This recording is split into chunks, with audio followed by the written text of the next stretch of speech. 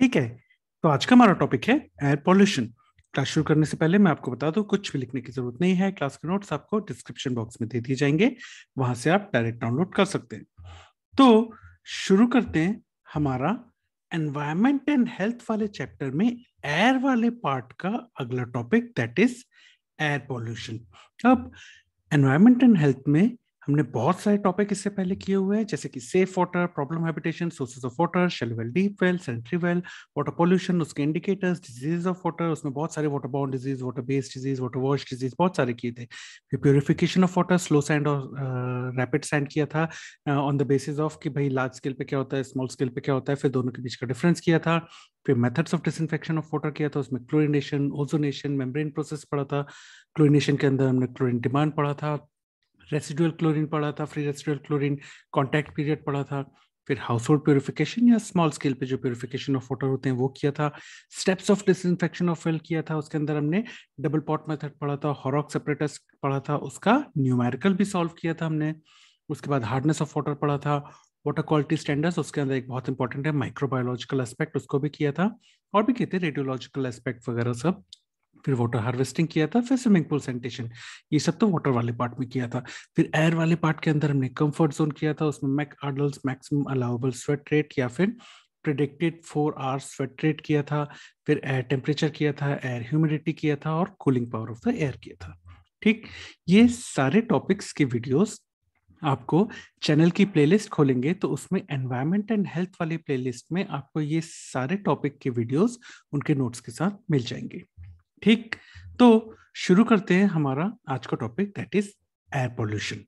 अब भाई air pollution किस चीज को बोलोगे, कब कहोगे कि एयर पॉल्यूटेड है या एयर पॉल्यूशन क्या होता है?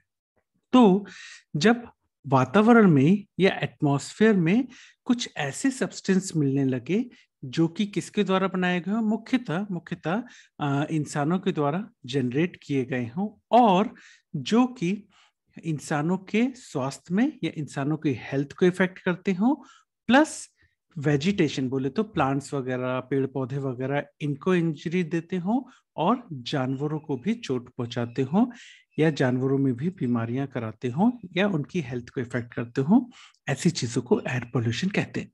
फिर से अगर मैं कहूं एयर पोल्यूशन क्या होता है, तो ऐसा सब्सटेंस एटमॉस्फेयर में छोड़ना जो कि जनरेट हुआ है ह्यूमन एक्टिविटीज के द्वारा, और जो कि ह्यूमन हेल्थ को इंटरफेयर करता है, और वेजिटेशन और एनिमल्स की हेल्थ में भी इंटरफेयर करता है या इंजूरियस होता है, उसको कहते हैं एयर पोल्यूशन। ठीक, सिंपल भाषा। अब अगला होता है कि भाई क्या क्या इसके सोर्सेज है, कहाँ कहाँ से एयर पोल्यूशन हो सकता है, कहाँ कहाँ से हवा जो है वो प्रदूषित हो सकती है, किन किन चीजों से। पहला तो होता है ऑटोमोबाइल्स, जो गाड़ियां हैं उनसे निकलता है जो धुआं, उससे हो सकता है। अब इसमें बहुत सारी चीजें हो सकती हैं, hydrocarbons, carbon monoxide, lead, nitrogen oxide, ये सभी ऑटोमोबाइल से निकल सकते हैं। फिर इंडस्ट्रीज, बड़ी बड़ी इंडस्ट्रीज, बड़ी बड़ी फैक्ट्रीज जो होती हैं, वो क्या करती हैं, जब फ्यूल जो यूज करती है ना अपनी फैक्ट्री में, इंडस्ट्री में जो फ्यूल की तरह यूज करते हैं, उसके बाद जो गैसेस निकलती हैं फ्यूल इस्तेमाल होने के बाद, वो होती हैं जैसे कि सल्फर डाइऑक्साइड, नाइट्रोजन ऑक्साइड, वो भी इफेक्ट कर सकते हैं, वो भी एयर पॉल्यूशन कराते हैं। उसके अलावा जो पेट्रोकेमिकल इंडस्ट्रीज होती हैं, वहां से भी हमको एयर पॉल्यूशन देखने मिलता है। वहां से हाइड्रोजन सल्फाइड निकल सकता है, हाइड्रोजन फ्लोराइड निकल सकता है, हाइड्रोक्लोरिक एसिड निकल सकता है। तो ये पेट्रोकेमिकल इंडस्ट्रीज और नॉर्मल इंडस्ट्रीज हो गए। फिर होता है डोमेस्टिक सोर्सेज। हम आगे पढ़ेंगे कि भैया इंडोर एयर पोल्यूशन क्या होता है। तो डोमेस्टिक सोर्सेज यानी कि घरों के अंदर भी कई चीजें होती हैं जिनसे एयर पोल्यूशन हो सकता है। जैसे घर के अंदर हम कोयला जलाते हैं, लकड़ी जलाते हैं, या तेल जलाते हैं, केरोसिन ऑयल वगैरह यूज करते हैं खाना ना बनाने के लिए, लकड़ियां या कोयला यूज करते हैं खाना बनाने के लिए, गर्मी के लिए। तो उनको जलाने से भी हमको हवा में सल्फर डाइऑक्साइड निकलती है, नाइट्रोजन ऑक्साइड निकलती है, और जो कि आगे जाके एयर पोल्यूशन कराती है, इंडोर एयर पोल्यूशन भी। ओके, उसके अलावा एक बहुत इंपॉर्टेंट है, दैट इज टबैको स्मोक। जो स्मोकिंग करते हैं, सिगरेट, बीड़ी वगैरह, उससे जो पॉल्यूशन होता है, याद रखना कि सिर्फ पैसिव, सिर्फ प्राइमरी नहीं होता है, पैसिव स्मोकिंग से भी लोगों की हेल्थ में असर पड़ता है। ये आपको वाइवा में पूछा जाता है कि पैसिव स्मोकिंग क्या होती है। पैसिव स्मोकिंग क्या होती है, ये देखो, प्राइमरी वाला है तो एक्टिवली तो ये स्मोक कर रहा है, लेकिन जो धुआं छोड़ रहा है वो उसके परिवार वालों की हेल्थ को भी इफेक्ट करेगा, क्योंकि वो भी ना चाहते हुए भी उस स्मोक को सांस से अंदर ले रहे हैं। तो पैसिव स्मोकिंग फैमिली मेंबर्स कर रहे हैं, एक्टिव स्मोकिंग ये बंदा कर रहा है। तो पैसिव स्मोकिंग भी बहुत इंजूरियस होती है हेल्थ के लिए, और इस तरह से टबैको स्मोक भी एयर पॉल्यूशन में एक अहम रोल प्ले करता है।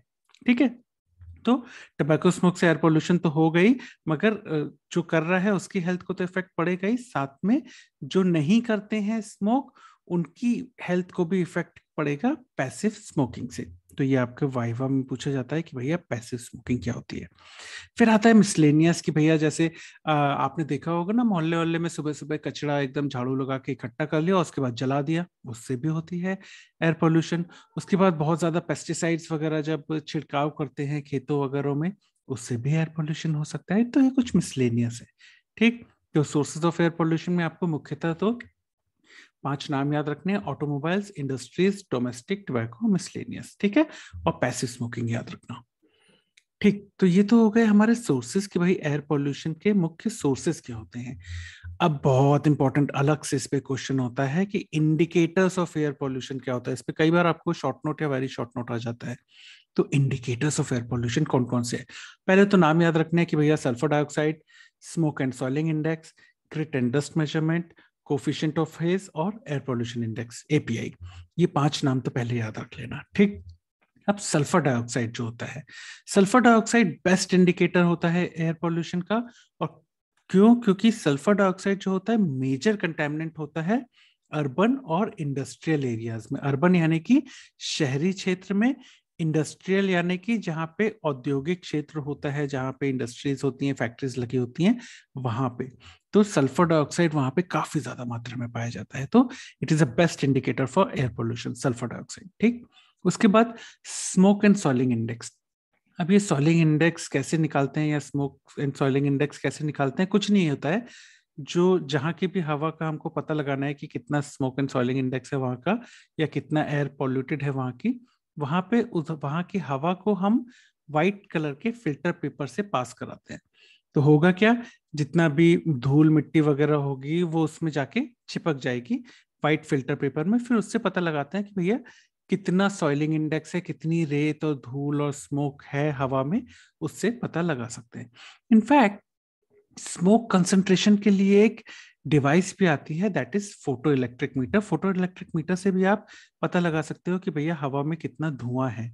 ये फोटो इलेक्ट्रिक मीटर आप लोगों ने कईयों ने देखे होंगे कि भैया जो फायर अलार्म्स होते हैं उसके लिए घर में लगे रहते हैं ना, ऊपर सीलिंग पे लगे रहते हैं कि वहां उनमें धुआं चला जाता है तो फिर फायर अलार्म बजने लगता है। तो ये फोटो इलेक्ट्रिक मीटर हम कई जगह पे देखे होंगे अपने। ठीक, तो ये हो गई आपकी smoke and soiling index. Smoke and soiling index, soiling index के लिए हम क्या करते हैं, जिस भी हवा को हमको चेक करना है उसको व्हाइट फिल्टर पेपर जो होता है उससे गुजारते हैं, धीरे धीरे करके उसमें धूल मिट्टी और ये सब जमा होने लगता है, उससे निकालते हैं सॉइलिंग इंडेक्स। फिर आता है ग्रिट और डस्ट मेजरमेंट। इसमें क्या करते हैं हम, सस्पेंडेड जो पार्टिकल्स होते हैं, छोटे छोटे कण जो होते हैं, धूल जो होती है, रेत जो होती है, इसका पता लगाते हैं कि वो हवा में कितनी है।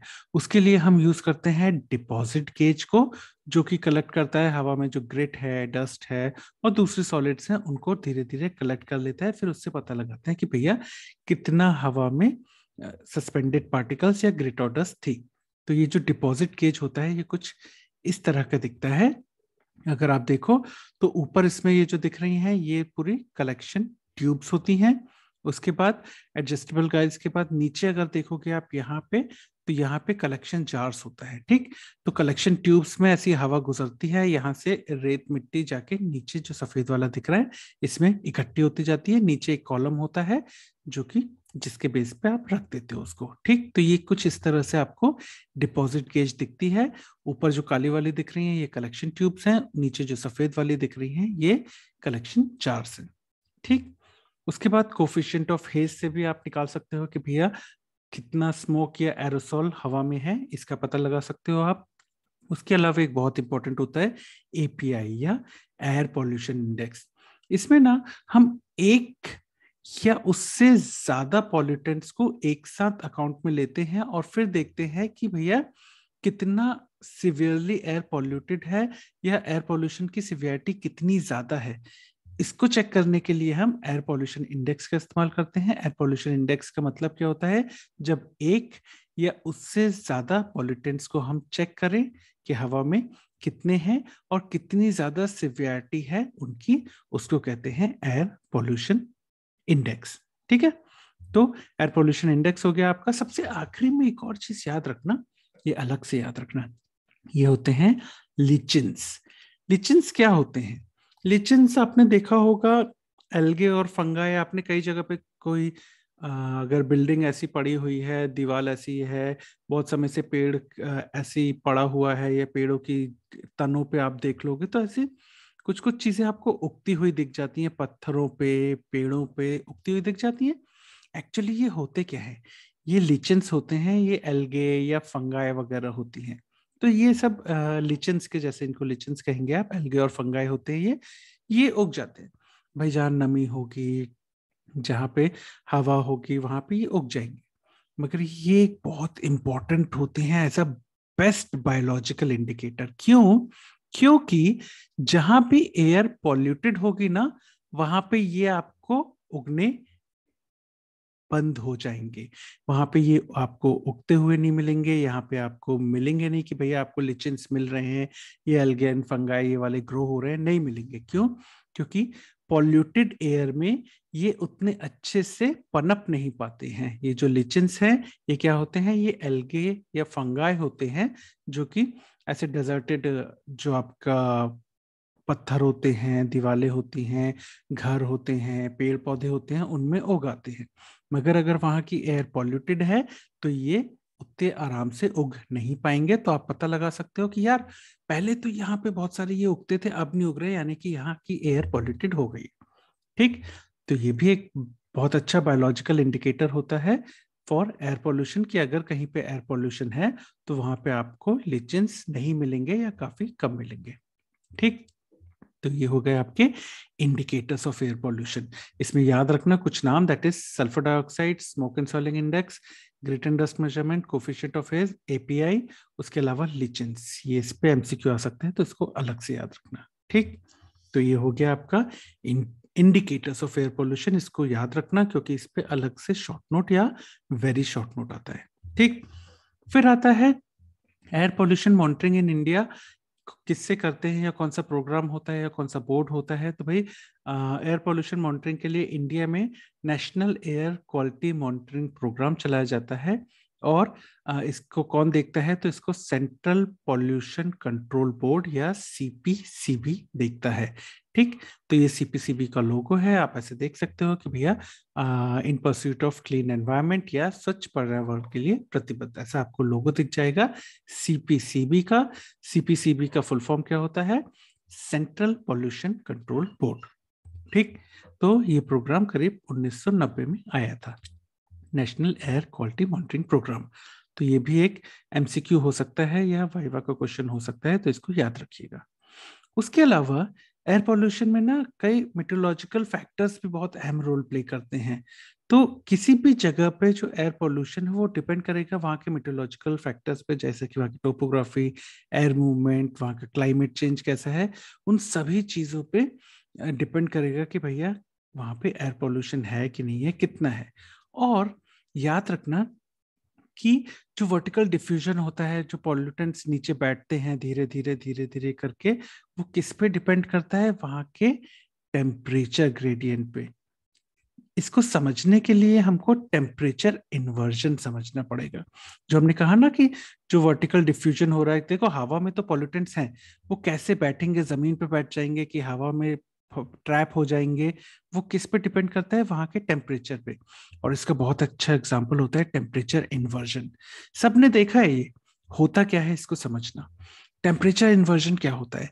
जब एकदम से कहीं की लोअर लेयर ऑफ एयर्स, मतलब कि नीचे की जो हवा होती है वो एकदम से ठंडी होती है किसी जगह की, उसको कहते हैं टेम्परेचर इन्वर्जन। आपने देखा होगा ना कि भाई दिन में तो सब ठीक रहता है, रात में या बहुत सुबह सुबह बहुत एकदम से जो जमीन के पास वाली लेयर होती है हवा की, वहां पे बहुत ठंडक हो जाती है। जब वो बहुत ठंडी हो जाती है वो हवा, तब होता क्या है, तब होता यह है कि हवा में जितने भी पॉल्यूटेंट्स हैं वो, और वाटर वेपर्स मतलब कि हवा में जो नमी है, ये दोनों आपस में फंस जाते हैं। मतलब कि पॉल्यूटेंट्स हवा में ट्रैप हो जाते हैं, वाटर वेपर्स में ट्रैप हो जाते हैं, लोअर मोस्ट लेयर में, सबसे नीचे वाली लेयर में, और उस तरह बनता है स्मॉग। स्मॉग यानी कि धुंध। बोलते हैं ना, अरे सुबह सुबह कितना कोहरा है, अरे रात में कितना कोहरा है। तो हुआ क्या, हुआ ये है जमीन, जमीन के पास वाली जो हवा है ये एकदम से बहुत ज्यादा ठंडी हो गई। तो हुआ कि ठंडी हो गई तो इसमें जो पॉल्यूटेंट्स थे, ये पॉल्यूटेंट्स थे, ये ट्रैप हो गए वहां पे, जो वाटर वेपर्स थी, जो नमी थी, और ट्रैप होके क्या हो गए, धीरे धीरे धीरे धीरे कंडेंस होते गए, कंडेंस होते गए, कंडेंस होते गए। तो जो क्लियर हवा होनी चाहिए थी वो कुछ कुछ इस तरह का कोहरा टाइप का बन जाता है। तो देखा होगा ना आपने, ठंड में आपको देखने मिलता है कोहरा। अब यहाँ पे इस फोटो में ही देखो इनफैक्ट, तो आपको समझ में आएगा कि ऊपर की जो है, ऊपर की जो लेयर है, हवा जो ऊपर की है वहां पे उतना कोहरा नहीं है, नीचे नीचे की साइड में बहुत ज्यादा कोहरा है। क्यों? क्योंकि टेम्परेचर इन्वर्जन हुआ है, यानी कि रैपिड कूलिंग हुई है लोअर लेयर ऑफ एयर की, जिसकी वजह से पॉल्यूटेंट्स और वाटर वेपर ट्रैप हो गए हैं और उस वजह से कोहरा बन गया है। तो इसको कहते हैं टेम्परेचर इन्वर्जन, और इस तरह से आपका स्मॉग बनता है। स्मॉग यानी कोहरा। ठीक, तो समझ गए।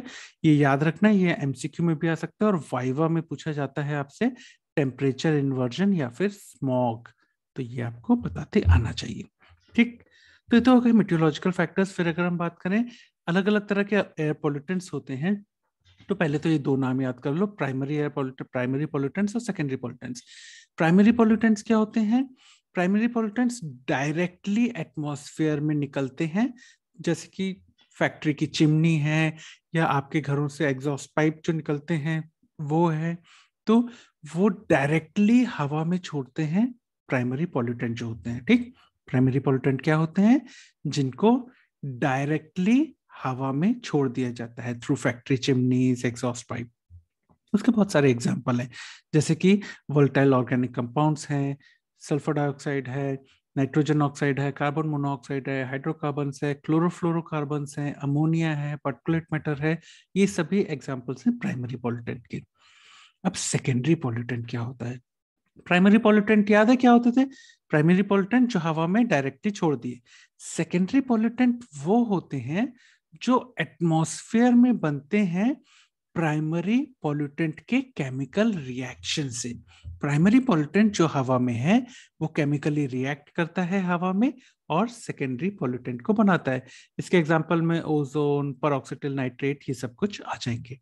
ठीक, तो समझ गए दोनों में डिफरेंस। प्राइमरी जो डायरेक्टली हवा में छोड़ा जाता है, सेकेंडरी जो हवा में बनता है प्राइमरी पॉल्यूटेंट के रिएक्शन की वजह से।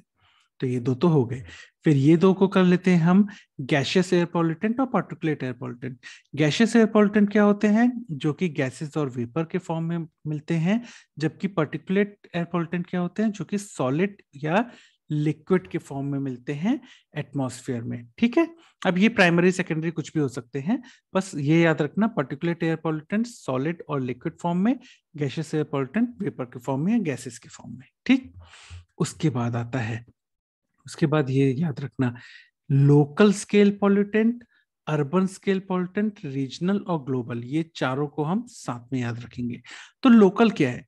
लोकल होता है जो कि वहीं पे ज्यादातर रहता है जहां पे वो छूटा है। फॉर एग्जांपल कि कहीं पे एक जगह फैक्ट्री है, वहां पे खूब सारा आपने वो स्मोक वगैरह छोड़ दिया है, एयर पॉल्यूट कर दी, तो उस पर्टिकुलर एरिया में ही रहेगा वो एयर पॉल्यूटेंट जो छूटा है, वो उस पर्टिकुलर लोकली ही प्रेजेंट रहेगा, उसी एरिया में रहेगा, बहुत सारी जगह नहीं फैलेगा।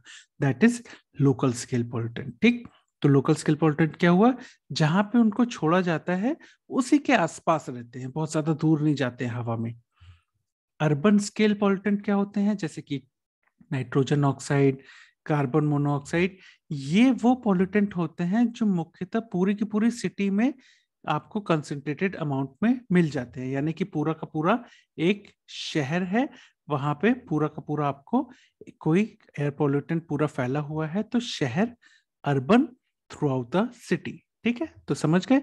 अर्बन का मतलब क्या होता है? शहरी क्षेत्र। तो शहरी क्षेत्र पूरे के पूरे शहर में जो एयर पोल्यूटेंट कंसंट्रेटेड अमाउंट में मिलता है, वो उसको कहते हैं अर्बन स्केल पोल्यूटेंट। इसमें मुख्यतः दो होते हैं, नाइट्रोजन ऑक्साइड और कार्बन मोनोऑक्साइड। समझ गए।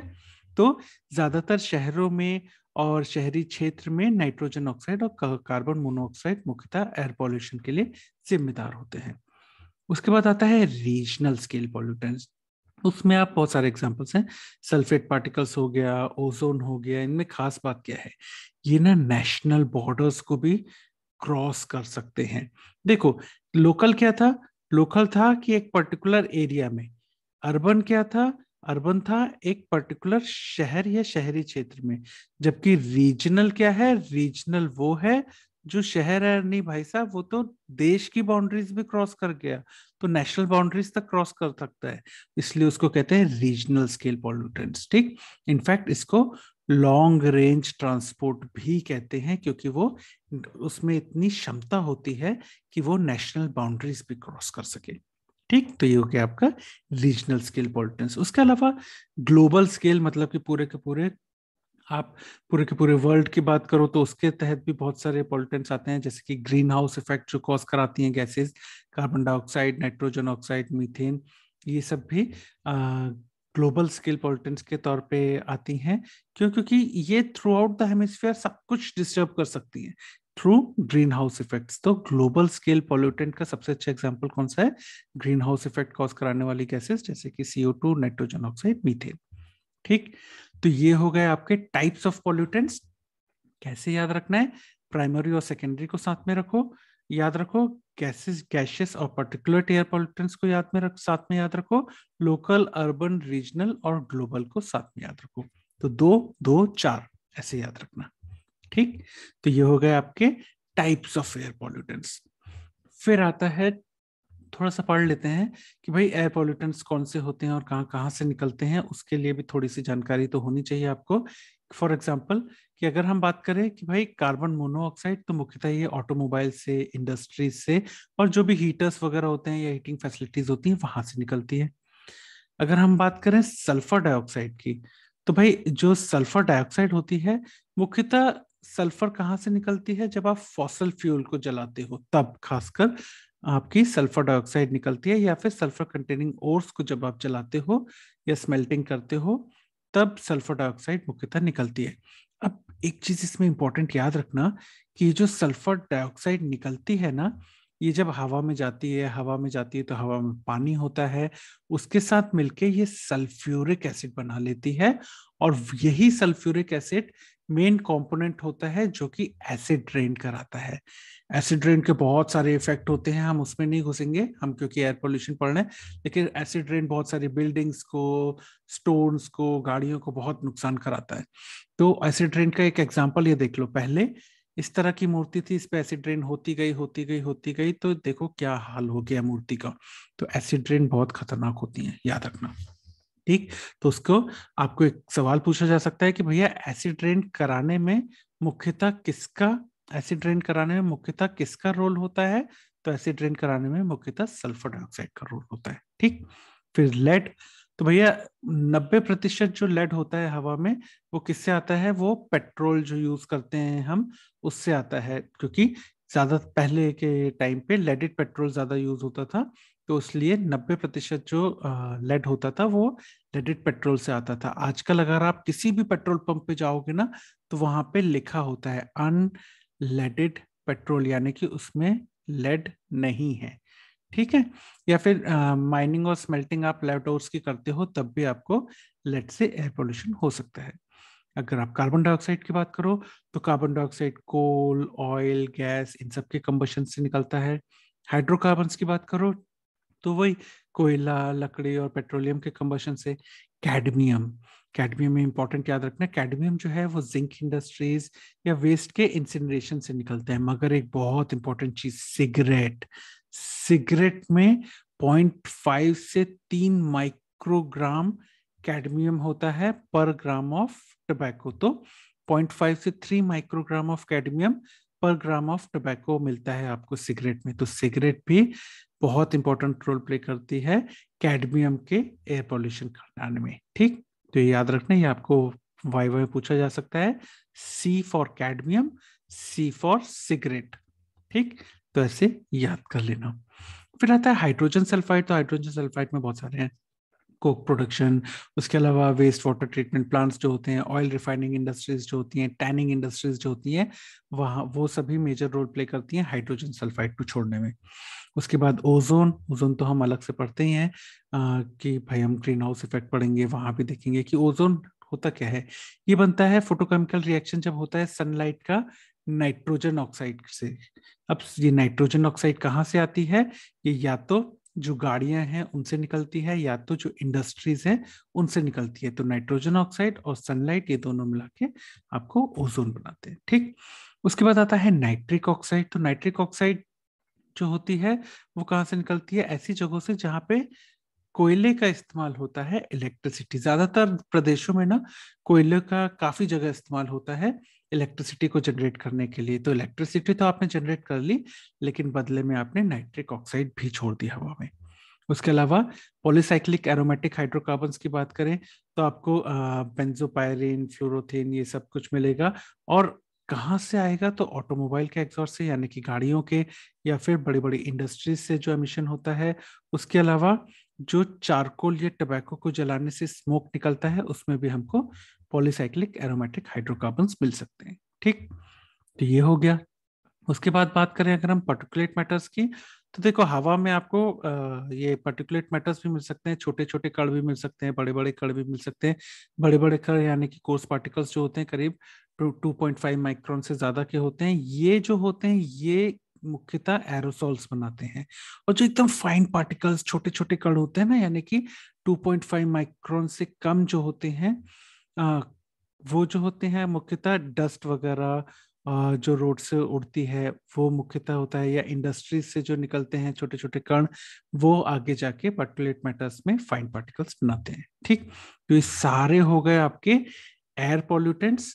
तो इनको थोड़ा सा याद रखना कि एयर पॉल्यूटेंट्स जो है वो कौन सा एयर पॉल्यूटेंट कहाँ से निकलता है। ठीक, अब आ जाते हैं, हमने नॉर्मल एयर पॉल्यूशन तो पढ़ लिया, अब थोड़ा सा इंडोर एयर पॉल्यूशन के बारे में देख लेते हैं। तो भाई इंडोर एयर पॉल्यूशन में क्या क्या चीजें हैं? पहले तो घर के अंदर किन किन चीजों से हवा प्रदूषित हो सकती है। पहला, फ्यूल और टबैको कंबशन। यानी कि पहली चीज तो कि आप फ्यूल के जैसे अगर इस्तेमाल कर रहे हो, लकड़ियां जला रहे हो या कुछ भी जला रहे हो, तो या फिर टबैको वगैरह यूज कर रहे हो, स्मोकिंग कर रहे हो, तो उससे भी घर के अंदर पॉल्यूशन हो सकता है।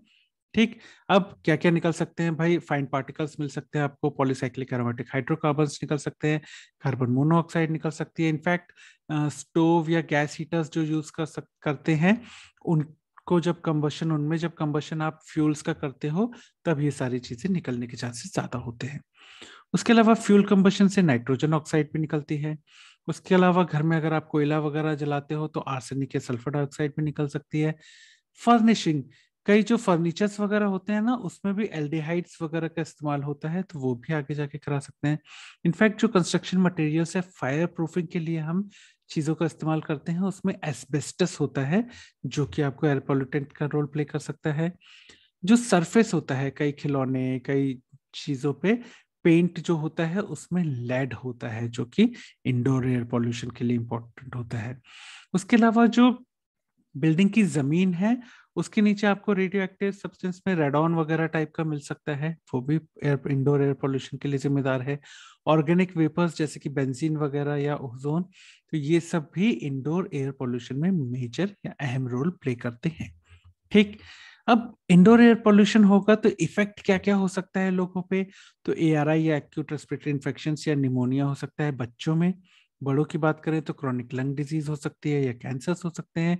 या प्रेग्नेंट वुमेन की बात करें तो आगे जाके स्टिल बर्थ भी हो सकती है। इसलिए बहुत ध्यान रखना है आपको कि भैया इंडोर एयर पोल्यूशन से दूर रहो। ठीक, तो ये हो गया आपका पूरा का पूरा इंडोर एयर पोल्यूशन। ये हमने अलग से क्यों किया? क्योंकि याद रखना इस पे भी कई बार वेरी शॉर्ट नोट या शॉर्ट नोट आ जाता है आपको इंडोर एयर पॉल्यूशन पे, तो ये स्लाइड को तो पूरा कवर कर लेना इंडोर एयर पॉल्यूशन के लिए। ठीक, तो इंडोर एयर पॉल्यूशन के कौन कौन से पॉल्यूटेंट्स होते हैं, कहाँ से निकलते हैं, प्लस इफेक्ट क्या क्या होते हैं इंडोर एयर पॉल्यूशन के, वो हमने देख लिए। अगर हमने ये देख लिया तो अब ऐसे देख लेते हैं कि भैया मेजर एयर पॉल्यूटेंट्स जो हैं वो कौन से हैं और उनके एडवर्स इफेक्ट्स क्या क्या होते हैं। जैसे कि नाइट्रोजन ऑक्साइड वगैरह होते हैं, वो ब्रोंकियल हाइपर एक्टिविटी कराता है। हाइड्रोकार्बन्स जो होते हैं वो आगे जाके लंग कैंसर करा सकता है। ओजोन ब्रोंको कंस्ट्रिक्शन करा सकता है। सल्फर डाइऑक्साइड एस्थमा या सीओपीडी करा सकता है। लेड जो है वो न्यूरोसाइकोलॉजिकल डेवलपमेंट की इम्पैरिटी करा सकता है कि भैया बच्चों का न्यूरोसाइकोलॉजिकल डेवलपमेंट नहीं हो पाएगा अच्छे से अगर लेड वगैरह पेंटेड चीजें यूज होंगी तो। ठीक, तो ये मेजर एयर पॉल्यूटेंट्स हैं और उनके एडवर्स इफेक्ट्स हैं। और भी अगर हम देख लें और भी क्या हजार्ड्स होते हैं एयर पॉल्यूशन के, तो देखो इमीडिएट पहले दो चीज आप देखोगे, हेल्थ पे क्या एस्पेक्ट होता है, सोशल या इकोनॉमिक चीजों पे कैसे वो इफेक्ट करते हैं। तो हेल्थ से रिलेटेड बात करें तो इमीडिएटली तो एक्यूट ब्रोंकाइटिस वगैरह हो सकता है, और डिलेड इफेक्ट में मतलब कि बहुत समय तक एक्सपोजर होता रहे तब क्या होगा, लंग कैंसर, ब्रोंकियल अस्थमा या रेस्पिरेटरी एलर्जीज हो सकती हैं। ठीक, अब अगर हम सोशियो इकोनॉमिक एस्पेक्ट की बात करें तो कैसे हमारे आसपास की चीजों पे वो असर कर सकते हैं, कैसे इकोनॉमिकली हमारा डैमेज कर सकते हैं, इकोनॉमिकली हमारा लॉस करा सकते हैं। तो पहली चीज तो देखो प्लांट्स और एनिमल लाइफ को डिस्ट्रक्ट कर सकते हैं, ये हमने पहले पढ़ा था।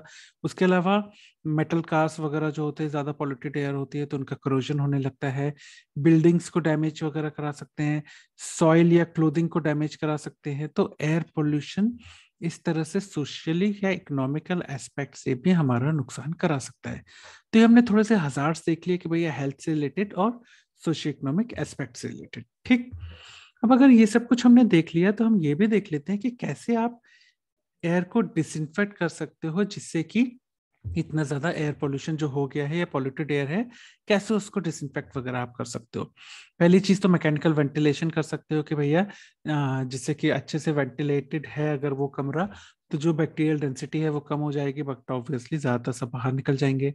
अल्ट्रावायलेट रेडिएशंस का इस्तेमाल कर सकते हो अगर कहीं की एयर को आपको लग रहा है कि वो पॉल्यूटेड है। तो ये यूवी रेडिएशन मुख्यतः हम जो ऑपरेशन थिएटर्स होते हैं, ये इन्फेक्शियस वार्ड्स होते हैं ना, वहां पे हम ज्यादातर ये यूवी रेडिएशन का इस्तेमाल करते हैं, जिससे कि जो एयर पॉल्यूटेंट्स हैं या एयर में जो माइक्रोब्स वगैरह हैं वो निपटा सके। उसके अलावा केमिकल मिस्ट का भी इस्तेमाल होता है। केमिकल मिस्ट के लिए हम ट्राई इथिलीन ग्लूकोल वेपर्स का इस्तेमाल करते हैं, जो कि हवा में जो बैक्टीरियाज वगैरह होते हैं उनको निपटाने के काम आते हैं। तो हवा में बैक्टीरिया वगैरह को मारना है तो आप ट्राई इथिलीन ग्लूकोल वेपर्स का इस्तेमाल एज अ केमिकल मिस्ट कर सकते हो। ठीक, फिर डस्ट कंट्रोल मेजर्स में आप क्या कर सकते हो, डस्ट कंट्रोल मेजर्स के लिए जो अस्पताल वगैरह होते हैं उनमें जो फ्लोर पे मॉपिंग होती है या पोछा लगाया जाता है, उसमें हल्का सा ऑयल मिला के लगाया जाता है। ऑयल क्या करता है, जितनी भी धूल वगैरह होती है वो आके ऑयल में चिपक जाती है, तो वो हवा में नहीं उड़ती है। इससे एयर पॉल्यूशन आप कम कर सकते हो। ठीक, उसके अलावा इलेक्ट्रोस्टैटिक प्रेसिपिटेशन भी आप यूज कर सकते हो। ठीक, तो ये होगा आपके कैसे आप एयर को डिसइंफेक्ट कर सकते हो। तो एटलीस्ट नाम पता होना चाहिए, mechanical ventilation, ultraviolet radiation, chemical mist, dust control और इलेक्ट्रोस्टैटिक प्रेसिपिटेशन। ठीक, तो सबसे आखिरी में देखें कि भैया आपने वो तो देख लिया कि कैसे डिसइंफेक्ट करोगे। अब आपको एयर हो गई है पॉल्यूट, तो डिसइंफेक्ट तो आपने कर दिया, अब कैसे बचाव करोगे, कैसे एयर पॉल्यूशन को नहीं होने दोगे या रोकोगे, उसके लिए क्या क्या करते हैं। तो पहली चीज है कंटेनमेंट, कि भाई आपको लगता है कि कहीं से एयर पॉल्यूटेंट निकल रहे हैं या वो फैल सकते हैं, तो उसको एनक्लोजर कर दो कि भाई वहां से वो बाहर ना निकले, या प्रॉपर वेंटिलेशन कर दो वहां पे, जिससे कि उधर पे एक ही जगह पे कंसंट्रेट ना हो। एयर को अच्छे से साफ कर दो या अरेस्टर्स का इस्तेमाल कर लो। इन सब चीजों से आप वहां की हवा को स्वच्छ रख सकते हो। ठीक, उसके बाद रिप्लेसमेंट होता है। रिप्लेसमेंट के लिए आप मुख्यतः इलेक्ट्रिसिटी, नेचुरल गैस या सेंट्रल हीटिंग का इस्तेमाल करो इन प्लेस ऑफ कोल और वुड। जो घर में नहीं हम एज अ फ्यूल कोयले को या लकड़ी को जलाते हैं फॉर खाना बनाने के लिए, चीजें गर्म करने के लिए, कमरे को गर्म करने के लिए, तो कोयले या लकड़ी की जगह पे आप बिजली का इस्तेमाल करो, या नेचुरल गैसेस जो आती है उनका इस्तेमाल करो, या सेंट्रलाइज्ड हीटिंग का इस्तेमाल करो। इससे क्या होगा, घर के अंदर इंडोर एयर पोल्यूशन भी नहीं होगा। उसके अलावा डाइल्यूशन कर सकते हो। डाइल्यूशन क्या, कि देखो जहां भी बड़ी बड़ी इंडस्ट्रीज हैं उनके और रेसिडुअल एरियाज के बीच में ग्रीन बेल्ट बना दो। ग्रीन बेल्ट क्या होता है ये याद रखना, वाइवा में इंपॉर्टेंट होता है। ग्रीन बेल्ट कुछ इस तरह का दिखता है। ये देखो यहाँ पे क्या है, यहाँ पे आपको बड़ी बड़ी इंडस्ट्रीज मिल गई, ये दिख रही है, बड़ी बड़ी चिमनीज हैं, इंडस्ट्रीज हैं। और ये क्या है, ये है आपका रेसिडुअल एरिया। ठीक है, तो इंडस्ट्रीज और रेसिडुअल एरिया के बीच में आपने क्या बना दिया, ग्रीन बेल्ट। यानी खूब सारे पेड़ पौधे लगा दो, खूब बड़े बड़े वृक्ष लगा दो, तो क्या होगा, जितने भी ये एयर पॉल्यूशन या एयर पॉल्यूटेंट यहाँ आएंगे, ये पेड़ पौधे जो है वो उनको सोख लेंगे और रेसिडुअल एरिया में जाने नहीं देंगे एयर पॉल्यूटेंट्स को। इस तरह से आपने एयर को डाइल्यूट कर दिया, एयर पॉल्यूटेंट कम कर दिए। तो ये होता है आपका ग्रीन बेल्ट, समझ गए। तो ग्रीन बेल्ट वाइवा में पूछा जाता है, ग्रीन बेल्ट क्या होता है, जो इंडस्ट्रियल एरिया है उसके और रेसिडुअल एरिया के बीच में आप खूब सारे पेड़ पौधे लगा दो, खूब सारे वृक्ष लगा दो, उसको कहते हैं ग्रीन बेल्ट। तो जो भी इंडस्ट्री से स्मोक वगैरह और एयर पॉल्यूटेंट्स निकलेंगे उन सबको ये पेड़ पौधे सोख लेंगे और रेसिडुअल एरिया में जाने नहीं देंगे। That is green belts. ठीक, उसके अलावा लेजिस्लेशंस भी होते हैं कि भैया चिमनी की हाइट कितनी होनी चाहिए। एक चिमनी की पर्टिकुलर हाइट होती है कि उसके ऊपर ही रखना है, नीचे नहीं रखना, क्योंकि फिर वो जमीन पर रहने वाले लोगों को इफेक्ट करेगा वहां का धुआं। नो स्मोक जोन होती है कि कई जगह ऐसी होती है जहाँ पे धुआं आप नहीं कर सकते। उसके अलावा फॉर एग्जाम्पल आप किसी भी रेस्टोरेंट वगैरह में जाते हो या ऑफिसेज वगैरह होते हैं, वहां पे नो स्मोक जोन्स होती हैं कि भैया आप पहली चीज तो पब्लिकली स्मोक नहीं कर सकते, और दूसरी चीज नो स्मोक जोन में तो स्मोकिंग अलाउड ही नहीं होती है। ठीक, उसके अलावा air prevention and control of pollution act 1981 भी आया था, वो भी आप लेजिस्लेशन के तहत लिख सकते हो। ठीक, तो ये हो गए आपके मुख्य प्रिवेंशन एंड कंट्रोल के पॉइंट्स कि आप कंटेन कर सकते हो, रिप्लेस कर सकते हो, डाइल्यूट कर सकते हो और लेजिस्लेशन लगा सकते हो। ओके, तो इतनी चीजें आपको एयर पॉल्यूशन में पता होनी चाहिए। अगर मैं बात करूं सवाल की, तो भाई थ्योरी में तो एयर पॉल्यूशन इंपॉर्टेंट क्वेश्चन है। एयर पॉल्यूशन पे आपको सीधा सीधा एक बार लॉन्ग क्वेश्चन आ जाता है। शॉर्ट क्वेश्चन की बात करूं मैं आपको, तो इंडोर एयर पॉल्यूशन पे आ जाता है, या फिर इंडिकेटर्स ऑफ एयर पॉल्यूशन पे आपको क्वेश्चन आ जाता है शॉर्ट नोट पे। वेरी शॉर्ट नोट पे भी आपको आ जाता है कि भैया वेरी शॉर्ट नोट पे इंडिकेटर्स ऑफ एयर पॉल्यूशन बता दो, या फिर आपको वेरी शॉर्ट नोट पे आपको सीधा सीधा पूछ लिया जाता है कि इन्यूमरेट कर दो इंडिकेटर्स ऑफ एयर पॉल्यूशन। तो ये आपको बताते आना चाहिए। ठीक, तो एयर पॉल्यूशन इंपॉर्टेंट क्वेश्चन है। अगर मैं बात करूं वाइवा की, तो वाइवा में आपसे पैसिव स्मोकिंग पूछा जाता है कि भाई पैसिव स्मोकिंग क्या होती है, ये समझा दो। उसके बाद वाइवा के लिए इंपॉर्टेंट क्वेश्चन होता है कि भाई लिचेंस, लिचेंस आप बता तो देते हो कि बायोलॉजिकल इंडिकेटर है, पर कैसे है बायोलॉजिकल इंडिकेटर। देखो ये जो एल्गे और फंगाई उग रहे हैं ये बायोलॉजिकल है। बायोलॉजिकल मतलब मुख्यतः पेड़ पौधों वगैरह जीवित चीजों से, तो ये एल्गे और फंगाई जो है ये उग रहे हैं, जीवित हैं।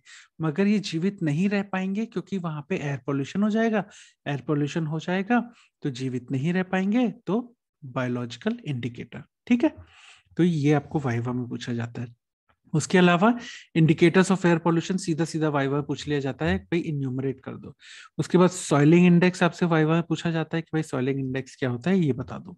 ठीक, फिर वाइवा के लिए एक इंपॉर्टेंट चीज कि भाई कौन सा बोर्ड इंपॉर्टेंट होता है एयर पोल्यूशन मॉनिटरिंग इंडिया में करने के लिए, टेम्परेचर इन्वर्जन या स्मॉग पे भी आपको वाइवा में क्वेश्चन पूछ लिया जाता है। ओके, फिर अगर मैं बात करूं टाइप्स में, तो टाइप्स में आपको प्राइमरी और सेकेंडरी पे वाइवा पूछ लिया जाता है, इनको समझाओ क्या होता है। तो प्राइमरी पॉल्यूटेंट्स और सेकेंडरी पॉल्यूटेंट्स समझाते आना चाहिए। वहीं लोकल, अर्बन, रीजनल और ग्लोबल, ये पॉल्यूटेंट्स भी आपको वाइवा में पूछा जाता है, तो ये भी समझाते आना चाहिए। Long range transport in air pollution, ये भी वाइवा का क्वेश्चन है, ये भी आपको बताते आना चाहिए क्यों बोलते हैं उसको। ठीक, फिर एक इंपॉर्टेंट क्वेश्चन की वाइवा में कि भाई सिगरेट से एयर पोल्यूशन में क्या जाता है, तो मुख्यतः कैडमियम। ये याद रखना कि कैडमियम किससे, सिगरेट से भी जाता है। ये भी एक इंपॉर्टेंट वाइवा का क्वेश्चन है।